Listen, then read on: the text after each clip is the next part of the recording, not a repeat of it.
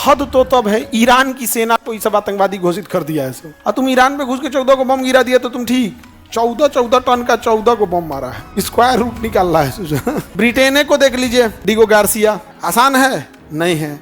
बस ये अजीब चीज हो गया ना कि आसान थोड़े है। अमेरिका ने कोलंबिया से कहा था कि हमको पनामा नहर बनाने दो, कोलंबिया ने कहा नहीं बनाने देंगे। यहाँ के लोगों को विद्रोह करा के एक देश बना दिया पनामा, और कहा कि तुमको जब मन तभी मार देगा, इसलिए हमसे सुरक्षा लो, सुरक्षा एक के साथ पे देंगे, नहर बनाने दो, और नहर पे 99 साल का अधिकार हमको दो। कुल करके निपटा दिया।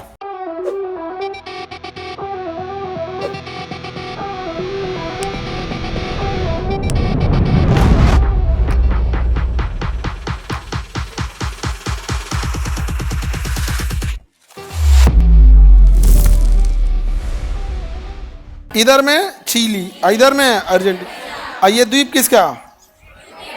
यूके का है। अधिकार मांगता कौन है? अब आप बताओ ना, यूके यहाँ है, किस आधार पे ये द्वीप उसका है? जिसकी लाठी उसकी भैंस। नहीं समझे? पावरफुल है इसलिए तुम करो, जाके मार दिए यहाँ पे। इसके यहाँ कोई कुछ कर देगा तो सबसे पहले इंग्लैंड, इन सब का एक फैशन है, इस पे कुछ करोगे तो तुमको आतंकवादी बोलेगा। इस क्या कहेगा? आतंकवादी। हद तो तब है, ईरान की सेना को ये सब आतंकवादी घोषित कर दिया है। सब ईरान की सेना को आतंकवादी घोषित कर दिया है। और तुम ईरान में घुस के 14 को बम गिरा दिया तो तुम ठीक, 14 टन मारा है, 14 टन का 14 को बम मारा है, स्क्वायर रूट निकाल रहा है। आगे बढ़े। ब्रिटेन का इसमें होना चाहिए? नहीं। दिक्कत क्या है ना, जब हम आज़ाद हुए थे तो उस समय ब्रिटेन ने एक चाल चला था। उसने कहा अगर हम इन्हें सीधी आज़ादी दे के जाएंगे तो ये हमसे हिसाब मांगने लगेंगे, इसलिए इनका पैर तोड़ दो। इसलिए उन्होंने अफगानिस्तान तोड़ दिया, पाकिस्तान तोड़ दिया, और बांग्लादेश, म्यांमार। और अंग्रेज़ों को ये लग रहा था कि ये 10 साल में सब भारत वाले आपस में एक हो जाएंगे, और ये हकीकत है। ब्रिटेन को लग रहा था कि 10 साल में ये भारत वाले क्या हो जाएंगे? एक हो जाएंगे। उनको लगा था कि 10 साल तक हम बैकअप के लिए उन्होंने तैयार करके गया था। अंग्रेजों ने ऐसे ही वियतनाम को तोड़ा था, उत्तरी वियतनाम और दक्षिणी वियतनाम, 27 करोड़ बम गिराया था। हम एक बार बोलते हैं कि ये उस समय के स्वतंत्रता सेनानी और सारे नेताओं को मिलकर इस रेड क्लिफ लाइन को मिटा देना चाहिए। तो लोग कहे इतना आसान है, तो सीधे बोलो तुम्हारे बस का नहीं है। हम दिखाते हैं एग्जाम्पल। ये छोटा सा देश है वियतनाम। अमेरिका ने 27 करोड़ बम गिराया, 17 डिग्री रेखा खींच के चला गया। हो ची मिन्ह आए, सबको भगा दिया, कहा कोई रेखा नहीं, एक यूनाइटेड वियतनाम। तो आसान नहीं है। तो देख लीजिए, मतलब म्यांमार को मिलाना भी बस के बात नहीं है। तो ब्रिटेन को देखो किसको रखा है, फ्रांस को देखिए, फ्रेंच गुयाना। ब्रिटेन को देख लीजिए, डिगो गार्सिया। आसान है? नहीं है। बस ये अजीब चीज हो गया ना कि आसान थोड़े है। भाई तुमसे नहीं कर रहे हैं कि तुम करो, तुम्हारे पास का वैसे भी नहीं है। जबकि ये देखिए, ये हम लोग के लिए क्या है, कितना पास है, कितना पास है। अरे हपच के तो इनसे म्यांमार का एरिया कब्जिया ले, और जितने भारत में बांग्लादेशी रोहिंग्या है सबकी भेज दो, और उसके बाद आजाद करो। तो ये कह कि स्वतंत्र देश घोषित कर दिए, रोहिंग्या लैंड, आयरलैंड की जगह रोहिंग्या लैंड। जो बवाल खत्म नहीं बुझा रहा है। देखो, अमेरिका ने कोलंबिया से कहा था कि हमको पनामा नहर बनाने दो, कोलंबिया ने कहा नहीं बनाने देंगे। यहाँ के लोगों को विद्रोह करा के एक देश बना दिया पनामा, और कहा कि तुमको जब मन तभी मार देगा, इसलिए हमसे सुरक्षा लो, सुरक्षा एक के साथ पे देंगे, नहर बनाने दो, और नहर पे 99 साल का अधिकार हमको दो। कुल करके निपटा दिया। तो सीधी सी बात है, रोहिंग्यों को तो निपटाना, बांग्लादेशियों को निपटाना आसान काम है। बट सरकार को ये दिखता है कि इनसे कोई पहचान करना, सरकार पहचान लेगी, लेकिन ले कहाँ जाएगी? सोचो जेल में जाएगा तो एक टाइम का 50 रुपया खर्चा आता है जेल का। हम लोग के पैसा से जेल चलता है।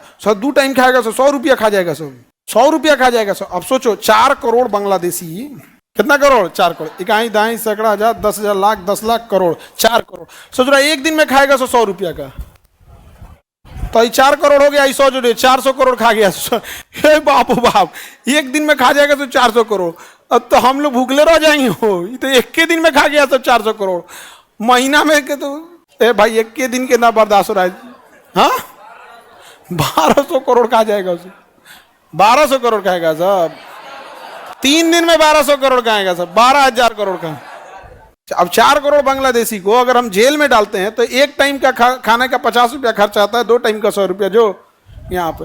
तो हम यही कह रहे हैं भारत सरकार को कि तनी म्यांमार में अभी कोई है ये नहीं है। म्यांमार में आंग सान सू की उसकी प्रधानमंत्री जेल है, सेनापति कब्जा करके बैठा है। चौड़ जाओ उधर से, करना कौन चाहिए, एक आध राज्य निपटा ले आओ, हो गया।